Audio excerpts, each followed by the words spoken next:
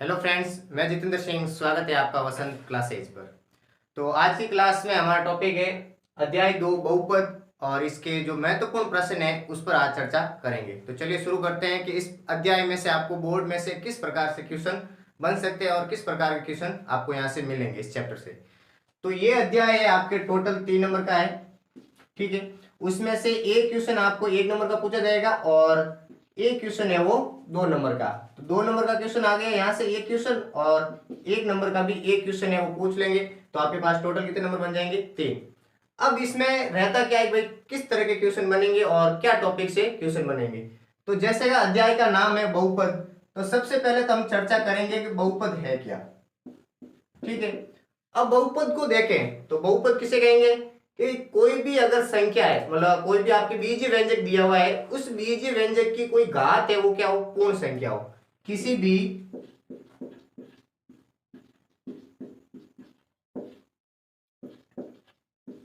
बीजीय व्यंजक की घात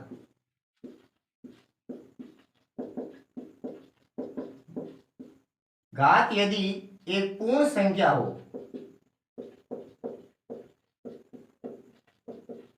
घात यदि पूर्ण संख्या हो तो वो बीजीय व्यंजक क्या बन जाएगा? बहुपद बन जाएगा। घात पूर्ण संख्या होने पर वह व्यंजक या वह बीजीय व्यंजक आपके क्या बन जाएगा? बहुपद बन जाएगा, ठीक है। और उसके बाद आती है बहुपद की घात।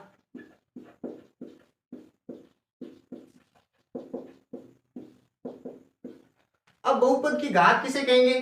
कोई भी बीजीय व्यंजक बन गया, उसकी घात है पूर्ण संख्या होनी चाहिए, और जितनी अधिकतम घात है, अगर घात 2 है तो उसकी बहुपद की घात क्या बन जाएगी? 2।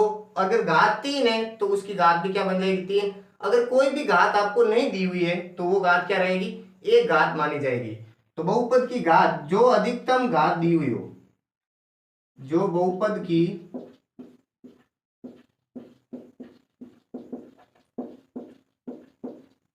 अधिकतम घात दी हुई हो,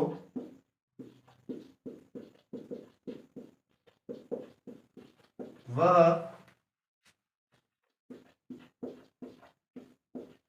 बहुपद की घात कहलाती है।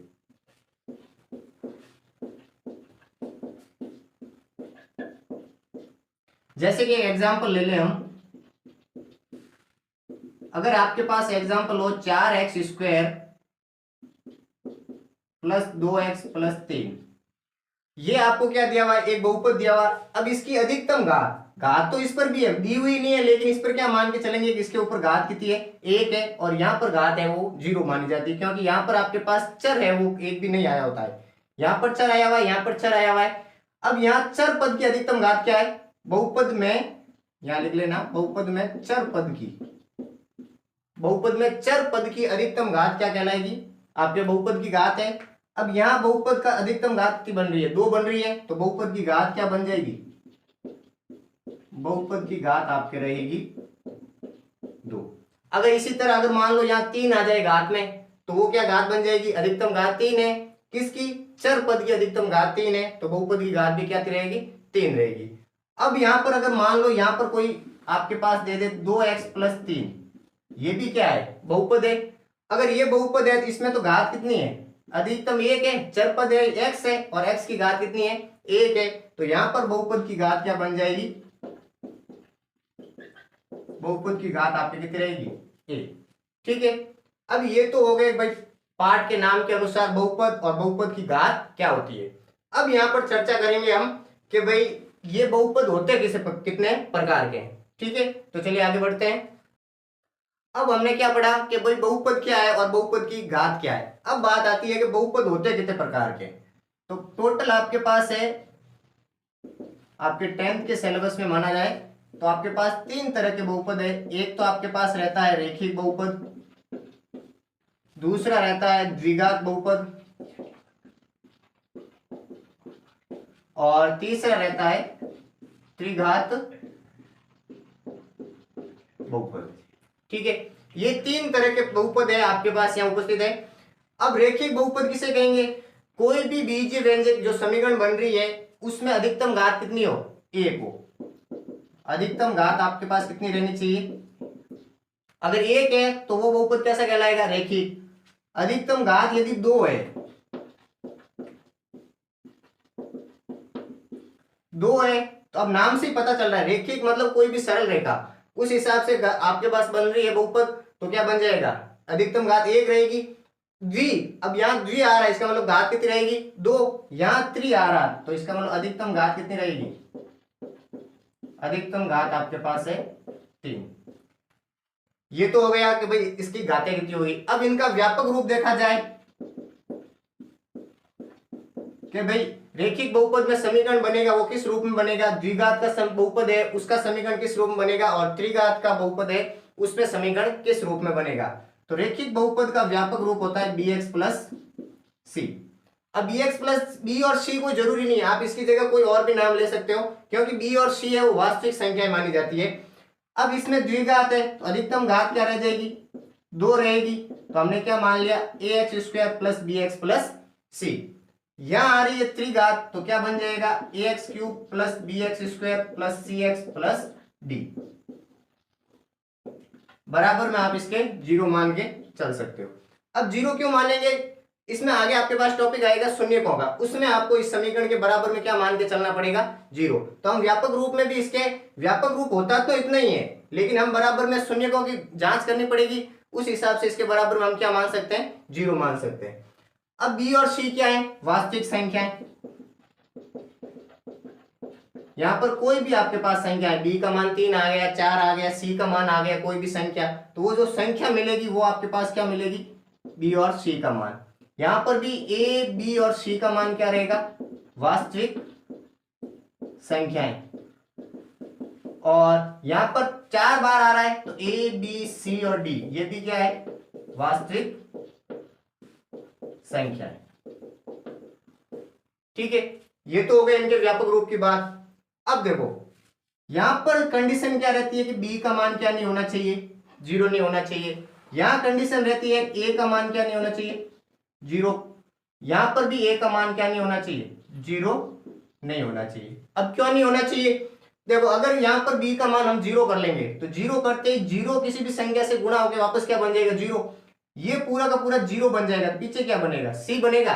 और हमारे बहुपद की कंडीशन क्या रहती है, चर पद होना चाहिए और चर पद की घात रहनी चाहिए। तो b अगर 0 हो गया तो पीछे तो वही संख्या बचेगी जो बहुपद नहीं माना जाएगा। इसी तरह अगर यहाँ पर a का मान 0 हो गया तो ये 0 होते ये पूरा क्या बन जाएगा, 0 बनेगा। तो पीछे क्या बन गया, bx प्लस सी। अब bx प्लस सी तो वापस किसमें चला जाएगा, रेखिक बहुपद में, लेकिन हमें चाहिए द्विघात, तो ये 0 नहीं होना चाहिए, यहाँ पर 0 हो सकता है। इसी तरह त्रिघात में a 0 हो गया तो पीछे क्या बनेगा, अधिकतम घात 2 बन रही है, किसमें ट्रांसफर हो जाएगा, द्विघात में। तो इसका मतलब यहाँ से क्या रहेगा, इसका भी a 0 नहीं होना चाहिए, इसका a 0 नहीं होना चाहिए, यहाँ पर भी a 0। अब जरूरी नहीं आप bx प्लस सी लिखो, आप ax प्लस सी भी लिख सकते हो, ax प्लस b भी लिख सकते हो, कोई भी संख्या है वो आप लिख सकते हो। ठीक है, तो ये तो हो गए आपके पास बहुपदों के प्रकार। तो चलिए आगे बढ़ते हैं। तो चलिए नेक्स्ट टॉपिक आपके रहता है बहुपद के शून्य। अब बहुपद के शून्य क्या है, जैसे कि हमने अभी पीछे में पढ़े थे कि भाई आपके पास जो बहुपद है, रेखिक बहुपद, द्विघात बहुपद, त्रिघात बहुपद, इनके बराबर में अगर हम 0 रख के चले तो जो भी मान प्राप्त होगा वो क्या कहलाता है, बहुपद के शून्य कहलाता है। तो इसके परिभाषा क्या बन जाएगी कि कोई भी बहुपद है उसके चर का मान, ऐसा चर का मान जिससे बहुपद क्या मिल जाए, बहुपद का मान है वो 0 प्राप्त हो जाए। जैसे कि मैंने मान लो bx प्लस सी है, रेखिक बहुपद का व्यापक रूप है, इसका x का ऐसा मान प्राप्त करना है जिससे इसके बराबर में क्या मिल जाए, हमें 0 मिल जाए। तो हम देखो यहां पर अगर हम पक्षांतर प्रयोग करें तो क्या बन जाएगा, bx बराबर क्या बनेगा, c उस तरफ चला जाएगा माइनस सी बनेगा, और x का मान क्या आ जाएगा, माइनस सी बटा बी। ठीक है, तो यहां पर जो मान आएगा उसको माइनस ले लो और यहां पर जो मान आएगा उसको बटा में भेज दो, तो वो मान हमेशा रेखिक बहुपद का क्या रहेगा, शून्य कहलाएगा। जैसे कि एक एग्जांपल लेके देख लें, अगर मैंने एक एग्जांपल ले लूं 5x प्लस 3, इसका हमें क्या निकालना है, शून्य निकालना। आपको प्रश्न दे दे 5x प्लस 3 का शून्य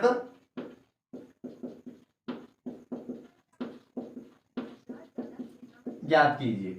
तो अब देखो क्या बन रहा है, 5x प्लस 3, तो सबसे पहले तो आपको क्या करना है, इसको किसके बराबर रखना है, 0 के। अब 3 को मैं पक्षांतरण कर दूं तो क्या बनेगा, -3। x का मान चाहिए क्योंकि चर पद कौन है, x है, तो वो शून्य क्या होगा, x का जो मान होगा वो क्या कहलाएगा, बहुपद का शून्य।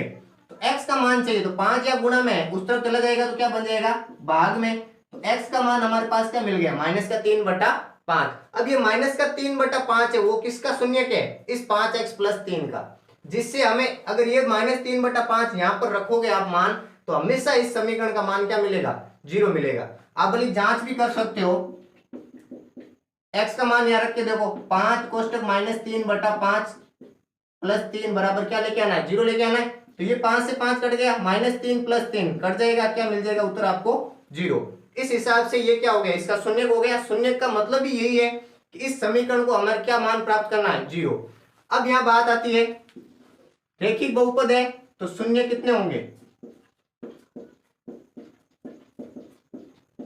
रेखिक बहुपद के शून्य हमेशा आपके पास एक शून्य मिलेगा, ठीक है, क्योंकि रेखिक बहुपद में अधिकतम घात 1 होती है, तो शून्य भी कितने मिलेंगे, 1। द्विघात बहुपद है, अधिकतम घात कितनी होती है,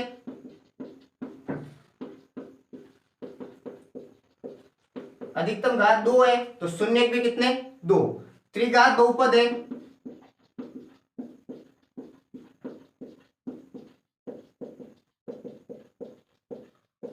अधिकतम घात 3 होती है, तो इसके शून्य भी कितने मिलेंगे आपके पास, 3 मिलेंगे, ठीक है। तो ये तो रहता है आपके पास है वो बहुपद के शून्य। अब शून्यकों के नियम निकालें। इसका नियम क्या बन रहा है, x बराबर -c/b, और द्विघात के है वो अलग विधि है, आप धराचार्य से निकाल सकते हो या गुणनखंड से उसके शून्य निकाल सकते हो, तो वो आप क्वेश्चन करेंगे उस समय हम देख लेंगे। त्रिघात है तो त्रिघात के लिए भी अलग पूरी विधि चलती है, उस हिसाब से उसके शून्य प्राप्त किए जाते हैं, ठीक है। तो चलिए आगे बढ़ते हैं, इसका नेक्स्ट टॉपिक। अब नेक्स्ट टॉपिक रहता है आपके बहुपद के शून्यांकों तथा गुणांकों के संबंध। अब यहाँ दो तरह के संबंध मिलते हैं आपको, एक योगफल संबंध होता है और एक होता है गुणनफल संबंध।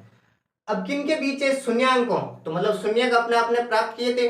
फिर रहता है गुणांक, जो मतलब चर पद है उनके जो गुणांक है, उन गुणांकों के बीच में और शून्यकों के बीच में क्या संबंध रहता है, उस पर हम बात करेंगे।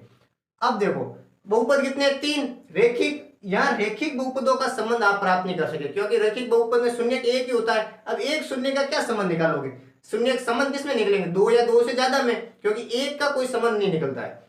तो सबसे पहले संबंध किसका निकलेगा, द्विघात बहुपद का।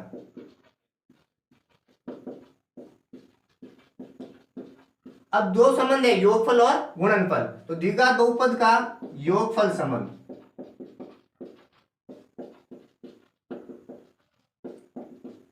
किन के बीच है, शून्यांकों और गुणांकों में। अभी आपने देखो इसका व्यापक रूप क्या रहता है, ax² + bx + c, किसके बराबर रखोगे, 0 के, तब आपको क्या मिल जाएगा, इसका संबंध मिलेगा। अब यहां पर एक तो रहता है योगफल संबंध। योगफल मतलब आपके पास है शून्यांकों को आप किससे प्रदर्शित करते हो, 2 शून्यांक मिलेंगे, अल्फा और बीटा, क्योंकि द्विघात है, द्विघात के कितने शून्य, 2 शून्य, 2 शून्यकों का आपने नाम दे दिया अल्फा और बीटा। अब यहां पर योगफल है तो इसका मतलब अल्फा प्लस बीटा करोगे, अल्फा प्लस बीटा करोगे तो आपके पास हमेशा क्या मिलेगा, माइनस का b/a, माइनस का b/a। कैसे, माइनस यहां पर मतलब ये संख्या उस तरफ जाएगी, यहां पर कोई संख्या हो या नहीं हो जरूरी नहीं है, क्योंकि अधिकतम घात 2 है, ये b का मान माइनस में और बटा में कौन आ जाएगा, a। ये संबंध क्या कहलाता है, द्विघात बहुपद के योगफल का संबंध। अब इसको आप क्या लिख सकते हो, अल्फा प्लस बीटा को माइनस b किसका गुणांक है, x का, तो x का गुणांक बटा a किसका गुणांक है, f² का।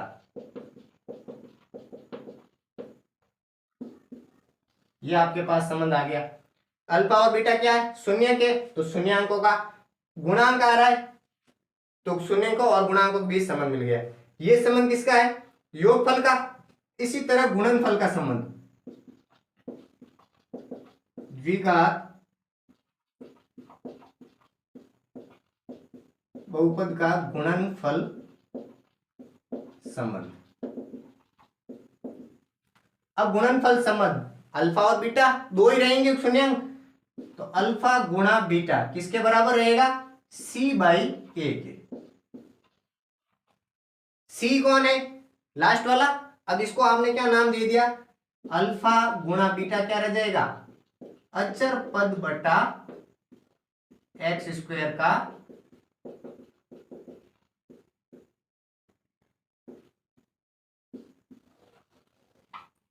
क्या बन गया? पहला तो रह गया योगफल संबंध अल्फा प्लस बीटा किसके बराबर? Minus B by A alpha plus beta, मतलब माइनस एक्स का गुणांक, बी किसका गुणांक है? एक्स का, और एक्स स्क्वायर किसका गुणांक है?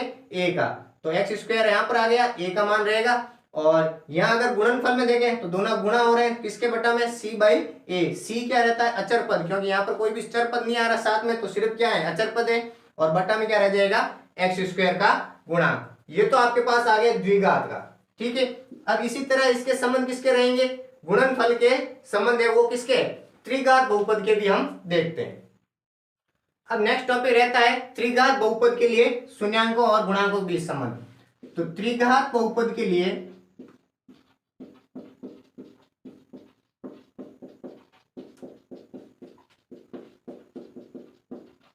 योगफल संबंध।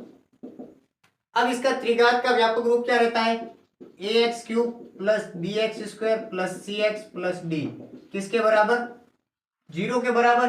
अब 0 के बराबर है, त्रिघात है, अधिकतम घात 3 है, तो शून्यांक कितने मिलेंगे? 3। नाम दे दिया मैंने अल्फा बीटा और गामा। तो योगफल संबंध है, तो alpha plus beta plus gamma करोगे तो आपके पास मिलेगा माइनस का बी बटा ए। माइनस का बी है, इसका मतलब क्या रह जाएगा? एक्स स्क्वायर का गुणांक माइनस एक्स स्क्वायर का गुणांक बटा में क्या रह जाएगा? ए का, सॉरी, एक्स क्यूब का गुणांक। ये रह जाएगा आपके पास योगफल का, माइनस का एक्स स्क्वायर बटा एक्स क्यूब का गुणांक। अब ये योगफल हो गया। अब आता है गुणनफल संबंध, त्रिघात बहुपद का गुणनफल संबंध। अब गुणनफल किसका? अल्फा बीटा और गामा का गुणा करोगे तो आपके पास मिलेगा माइनस का डी बटा ए। अब डी कौन है? माइनस का अचर पद बटा में ए है, मतलब एक्स क्यूब का गुणांक। अब त्रिघात बहुपद में एक इंपॉर्टेंट चीज रहती है, दो संबंध है, इसके अलावा एक संबंध वो रहता है योगफल और गुणनफल साथ में आते हैं। और वो नियम कौन सा रह जाएगा? तीसरा संबंध है आपके पास रहेगा अल्फा और बीटा को क्या कर दिया मैंने? गुणा, तो मतलब गुणनफल संबंध आ रहा है, फिर मैंने जोड़ दिया बीटा और गामा को, तो देखो जुड़ गए, इसका मतलब योगफल भी आ गया और गुणनफल भी। फिर क्या आ गया? गामा और अल्फा। तो इस संबंध में आपके पास सूत्र रहेगा, वो रहेगा आपके पास है सी बटा ए, ठीक है। अब सी बटा ए है, सी क्या होता है? एक्स का गुणांक, और ए क्या है? एक्स क्यूब का गुणांक। ये इस बहुपद के है, वो पूरा का पूरा बेसिक समझ में आ गया होगा। अब इसके आधार पर जो बोर्ड में आने के लिए जो क्वेश्चन बनते हैं वो हम क्वेश्चन है वो 2-3 क्वेश्चन हम एग्जाम्पल के रूप में देख लेते हैं, फिर है वो अपने यहाँ क्लास खत्म करते हैं। अब यहाँ हम कुछ एग्जाम्पल लेके देख लेते हैं कि आपके बोर्ड में क्वेश्चन किस तरह से बन सकता है इस अध्याय से। तो जैसे कि मैंने पहला प्रश्न लिया है, बहुपद पी एक्स बराबर 3x square minus 2x plus 7 का x बराबर 2 पर मान ज्ञात कीजिए। अब पी एक्स का मतलब है बहुपद। अब पी मतलब क्यों आया? क्योंकि बहुपद को इंग्लिश में क्या कहते हैं? पॉलिनोमियल। पॉलिनोमियल का हमने क्या लिख दिया? पी। पी ऑफ एक्स मतलब एक्स का ऐसा मान, यहाँ पर एक्स का ऐसा मान ज्ञात करना है जिसका है समीकरण का हमें पूरा का पूरा हल प्राप्त हो जाए। तो अब पी एक्स आपको क्या दिया हुआ है? पी एक्स दिया हुआ है 3x square minus 2x plus 7, और x बराबर कितना रखना है? 2 रखना है। तो 2 रखने पर अब x की जगह 2 मतलब p ऑफ 2 रखोगे तो क्या मिलेगा? 3 और 2 का स्क्वायर माइनस 2 और 2 प्लस का 7। अब इसको आप सरल करोगे तो 2 का स्क्वायर कितना हो जाएगा आपके पास? 4, और इन दोनों गुणा करो कितना आ जाएगा? 4, और यहाँ पर आपके पास कितना आ गया? 7, ठीक है। अब इन दोनों गुणा करो कितना मिल जाएगा? 4 को मैंने 3 से गुणा किया तो 12 माइनस 4 प्लस 7, 12 में 4 चले जाएंगे कितना बच जाएगा? 8, और 8 और 7 जोड़ के आपके पास कितना आ जाएगा? 15। तो P ऑफ 2 का मान है वो कितना आ गया आपके पास? 15 आ गया। अब इसी तरह जरूरी नहीं है आपके पास इसी में एक से ज्यादा मान प्राप्त करने के लिए बोल दे, जैसे मैंने ले लिया x बराबर 5 का मान ज्ञात करो, तो सेम क्या करना है? यहाँ पर x का मान रखना है। अगर यह समीकरण चेंज कर दे तो भी वही कंडीशन तो वही रहेगी कि भाई आपको जहां जहां x दिया हुआ उस x की जगह हमें मान पुट करना है। तो जैसे मैंने p(5) का मान ज्ञात करना है, तो क्या बन गया, 3, x का मान कितना है 5, तो मैंने 5 रख दिया स्क्वायर। फिर क्या है माइनस का 2x, तो -2 और x का मान कितना हो गया 5, प्लस का आपके पास 7 है, तो 5 का स्क्वायर आपके पास आ गया 25 गुणा 3, और इन दोनों गुणा किया तो 10 प्लस का 7, 25 को 3 से गुणा किया तो कितना हो गया 75, -10 प्लस 7, 75 में से 10 चले गए तो आपके पास आ गया 65 और प्लस का 7, 65 और इसको जोड़ोगे तो कितना मिल जाएगा आपके पास है वो 72, इसका आंसर आ जाएगा। ठीक है, तो ये क्वेश्चन आपके 1 नंबर का बन सकता है। चलिए आगे बढ़ते हैं। अब इसका एक इंपोर्टेंट टॉपिक है जो आपके 2 नंबर का पूछा जा सकता है कि ये क्वेश्चन है आपके, इस आधार पर क्वेश्चन आता है लगभग जो 2 नंबर का पूछा जाता है। इसमें आपको क्या बोला है, px मतलब बहुपद दिया हुआ है 6x² -3 -7x के शून्य ज्ञात कीजिए और उनके संबंधों के सत्यता की जांच कीजिए। अब दोनों अलग अलग भी पूछ सकते हैं, तो सिर्फ आपको शून्य ज्ञात करने के लिए भी बोल सकते हैं और पूरा साथ में भी दे सकते हैं, या फिर शून्य दे दे और पूछे सत्यता की जांच कीजिए। इस एक ही प्रश्न में 3 तरह के प्रश्न बन सकते हैं, तो हमें पूरा का पूरा तीनों टाइप है वो एक साथ में कर लेते हैं। तो जैसे आपके पास बहुपद क्या दिया हुआ है, बहुपद आपके पास px है 6x² -3 का 7x। अब ये क्या अधिकतम घात 2 है तो द्विघात बहुपद है, लेकिन यहाँ देखो यहाँ आ रहा है, फिर यह बीच में संख्या आ रही है, वापस बहुपद आ रहा है, लेकिन हमने क्या पढ़ा ax² + bx + c होता है, तो हम इसको क्या करें अरेंजमेंट सही कर लें, तो आपके पास क्या बनेगा 6x², ये आ जाएगा -7x -3। ठीक है, अब यहाँ पर है क्या ज्ञात करना, शून्य ज्ञात करने, शून्य ज्ञात करने के लिए क्या करते हो, इसको किसके बराबर रखोगे 0 के बराबर, तो 6x² यहाँ रख दोगे p(x) बराबर 0 रखने पर, तो 6x² -7x -3 बराबर हमने क्या रख दिया 0।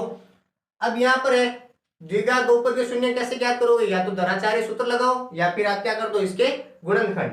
तो मैं अगर 7 के गुणनखंड करूं जिससे मुझे क्या मिलने चाहिए, भाई गुणनखंड विधि आपने पढ़ी है, गुणनखंड में क्या करना पड़ता है कि आपकी जो पास वाली 2 संख्याएं दी हुई है उन संख्याओं को आपको क्या करना है गुणा करना है, और जो इसके बीच वाले से संबंध रखते हो, तो 6 और 3 को मैं गुणा करूं तो क्या बन रहा है 18। अब मुझे 18 है तो 7 के ऐसे गुणा टुकड़े करने जिससे गुणा करने पर 18 आ जाए और जोड़ने या घटाने पर क्या मिल जाए मुझे 7 मिल जाए। तो मैंने इसके टुकड़े कर दिए, भाई 18 है 7 लेके आने, माइनस के 7 चाहिए, तो मैं क्या कर दूं प्लस का 9x माइनस का 9x प्लस का 2x, भाई 2 में से 9 जाएंगे कितने बच जाएंगे माइनस का 7 बच जाएगा, और इन दोनों को गुणा करोगे तो भी आपके पास क्या मिल जाएगा 18 मिल जाएगा, वो भी माइनस का। अब इसके गुणनखंड हो गए 9x और 2x, अब इनको गुणनखंड कर दो, 3x मैंने कॉमन ले लिया तो यहां बच गया 2x -3। ठीक है, और यहां से मैंने ले लिया प्लस का 1 तो क्या बन गया 2x -3। अब क्या बन जाएगा 3x + 1 और 1 गुणनखंड आ गया 2x -3। गुणनखंड विधि आपने पढ़ी है, यहां से आपके पास 2 टुकड़े मिल गए 3x + 1 2x -3, ये आपके पास क्या आ गया 0। अब इन दोनों को आप 0 के बराबर रखो, 3x + 1 को मैंने 0 के बराबर रखा और 2x -3 है इसको भी वो 0 के बराबर रखा। ठीक है, तो आपके पास है 3x + 1, इसको आपने क्या रखा 0 के बराबर रखा, तो x का मान यहां से कितना आएगा -1/3, और दूसरा क्या था 2x -3, इसको भी 0 के बराबर रखा तो आपके पास मान कितना आ जाएगा 3/2। आपने क्या पढ़ा द्विघात है तो शून्य कितने मिलेंगे 2, एक शून्य आ गया -1/3 और एक आ गया 3/2। अब आपको ज्ञात क्या करना है, शून्य तो ज्ञात हो गए, अब शून्य ज्ञात करने के बाद क्या करनी है इनकी जांच करनी है संबंधों की। तो द्विघात बहुपद के लिए 2 संबंध है, कौन कौन से, द्विघात बहुपद के लिए योगफल संबंध। अब योगफल संबंध आपने क्या पढ़ा, योगफल संबंध क्या होता है अल्फा प्लस बीटा किसके बराबर होता है -b/a। कंपेयर करो, अल्फा ये आ गया, बीटा ये आ गया, दोनों आ गए, क्योंकि दो शून्य के आप इसको भी अल्फा मान सकते हो, इसको भी मान सकते हो। अब बी और ए की बात, समीकरण कौन सी है, प्रश्न में ये दी रहेगी थी, सही अरेंजमेंट करने के बाद हमें क्या मिल गया, 6x² माइनस 7x माइनस का 3।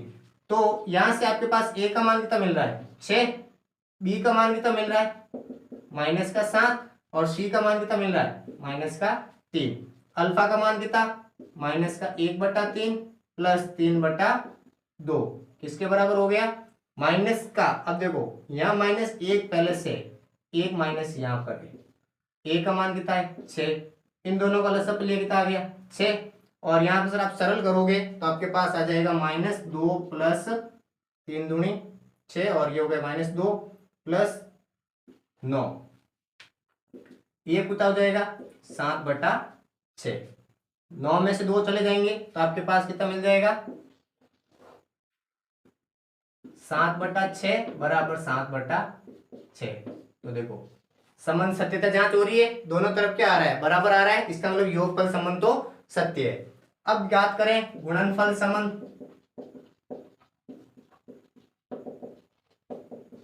गुणनफल संबंध है वो कितना है, आपके पास सूत्र क्या रहता है, अल्फा और बीटा को क्या करते हो गुणा करते हो, और सूत्र क्या है C/A, अल्फा और बीटा को गुणा करो, माइनस का 1/3 गुणा 3/2, सी का मान कितना है आपके पास माइनस का 3, और ए का मान कितना है 6, 3 से 3 कट गया, कितना मिल गया माइनस का 1/2, इसको भी सरल करो कितना मिल जाएगा माइनस का 1/2। तो देखो यहाँ भी बराबर आ रहे हैं दोनों, यहाँ पर भी बराबर आ रहे हैं, इसका मतलब हमें शून्य भी मिल गए और हमारे संबंधों की जांच भी सत्य सिद्ध हो गई। ठीक है, तो ये आपके पास है, इस तरह के क्वेश्चन है वो बोर्ड में बन सकते हैं। एक क्वेश्चन का टाइप है जिसमें आपको शून्य पहले से दे देंगे और उनसे आपको क्या बनानी पड़ेगी समीकरण बनानी पड़ेगी, वो एक क्वेश्चन हमें वो देख लेते हैं। तो देखो एक ये क्वेश्चन है जिसमें आपको दिया हुआ है कि द्विघात बहुपद ज्ञात कीजिए और जिसके शून्यांकों का योग दिया हुआ और गुणनफल दिया हुआ है। अब योग और गुणनफल निकाल तो सकते हैं, हमने पीछे पढ़ा है, अब यहाँ उल्टा है, योग और गुणनफल दे दिया, वहां से आपको कहां तक जाना है बहुपद के समीकरण तक जाना है। तो इसके लिए देखो योग वाला संबंध और गुणनफल वाला संबंध काम आएगा, तो आपको निकालना क्या बहुपद है, द्विघात बहुपद का व्यापक रूप देखें क्या रहता है ax² plus bx plus c, ये इसका क्या है व्यापक रूप है।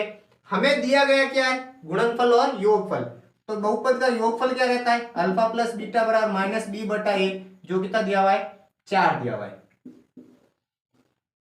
और उसके बाद गुणनफल कितना दिया हुआ है, गुणनफल क्या होता है अल्फा बीटा, जो क्या होता है c/a, कितना दिया हुआ है 1/2।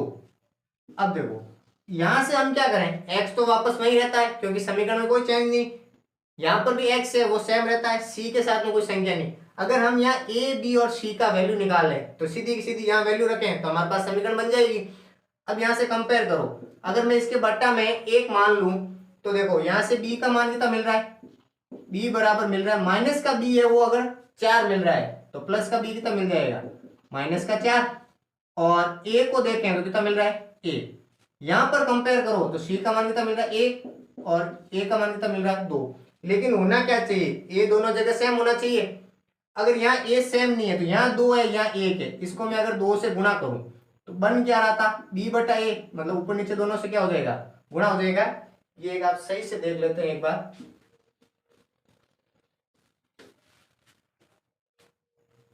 अल्फा प्लस बीटा क्या है -b/a, जो कि किसके बराबर है 4/1 मान ले, और अल्फा और बीटा को गुणा करो कितना मिलेगा 1/2, जो किसके बराबर है c/a के। कंपेयर किया तो यहां से a का मान 1 बन रहा है, यहां से a का मान 2 बन रहा है, तो दोनों क्या होने चाहिए बराबर होने चाहिए। तो मैंने इसको क्या कर दिया ऊपर नीचे 2 से गुणा कर दूं ताकि क्या है a का मान दोनों जगह क्या हो जाए सेम हो जाए। अब a का मान कितना बन गया 8/2, और यहाँ कितना बन रहा है 1/2। अब यहाँ से आपके पास देखो a का मान दोनों जगह सेम है, a यहाँ भी 2 यहाँ भी 2, तो a का मान कितना आ गया 2। b का मान देखो b का -b का मान अगर यदि प्लस का 8 है तो प्लस b का मान कितना हो जाएगा -8, भाई यहाँ माइनस था उस माइनस को वहां भेज दिया। c का मान कितना है a, अल्फा अल्फा बीटा आपको दिया हुआ था, उस हिसाब से आपने ए बी और सी का मान निकाले। अब ये व्यापक रूप में मान रख लो ए का मान, तो समीकरण क्या बन जाएगी, द्विघात बहुपद आपके पास क्या रह जाएगा, ए का मान 2x², बी का मान -8 तो -8x और सी का मान 1, तो ये आपके पास आ गया। शून्य अंकों के योग और गुणनफल की सहायता से हमने क्या निकाल लिए, आपके पास है वो द्विघात बहुपद का मान ज्ञात कर लिया। ठीक है, तो ये आज की क्लास में जो भी पढ़ा है वो आपको समझ में आया होगा, और ये क्वेश्चन है आपके इस तरीके क्वेश्चन है बोर्ड में पूछे जाने की वो संभावना बनती है। तो चलिए आज की क्लास यहीं पर समाप्त करते हैं, मिलते हैं नेक्स्ट क्लास में, और उसमें जो आपके पास आगे कोई चैप्टर है उसके इंपोर्टेंट क्वेश्चन पर चर्चा करेंगे। ठीक है, तो हमारे चैनल को सब्सक्राइब करें और वीडियो को लाइक करें और अपने दोस्तों के साथ शेयर करें। धन्यवाद।